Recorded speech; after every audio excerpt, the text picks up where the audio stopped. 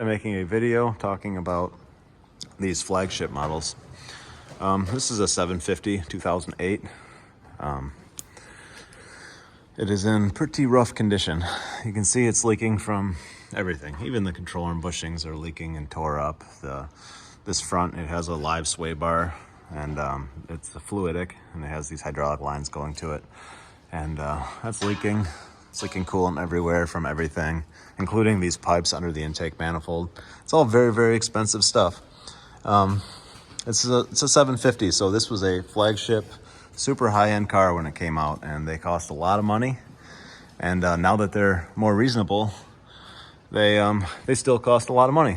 They're very hard to keep on the road. People don't understand that when they're buying a 7 Series for $10,000, that they're usually not getting a good deal. Even if the car rides good from inside the car, you feel like it's pretty nice.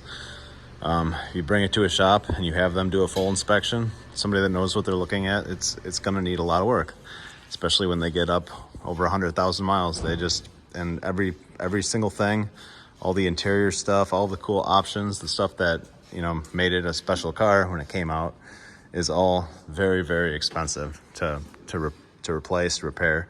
They try new technology on these Flagship models, so a lot of the stuff that isn't even really time tested has been thrown at these because it's a competition. 7 Series and an Audi A8 and a S-Class Mercedes, like this for example. This one has air suspension, which isn't, a lot of cars have air suspension, but it's just more expensive. This one, I'm replacing an airbag on it, an air strut, and it's going to be a lot of money. It's over $1,000 for the one corner of the car. So driving these around, it's an A8, an S-Class, a 7 Series.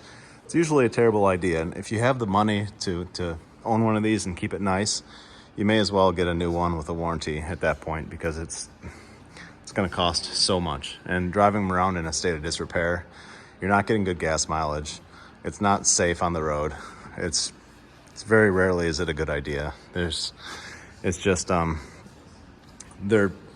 seems like from this year, this is a 08, around this, this body style, 80% of them I see, I could technically total if I just wrote up every single thing that the car needed to be good. I could total them all.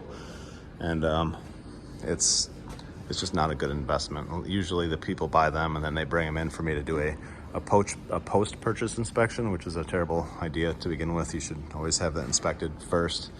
And then I end up telling them, the bad news, you have a car that was not a good idea to purchase.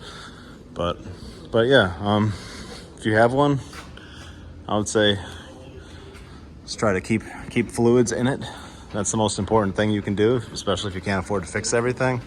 Make sure it has oil, make sure it has coolant, and yeah, try to get rid of it pretty much as quick as you can. So that's all. It's a very discouraging video, but yeah, that's my opinion on these. So thanks.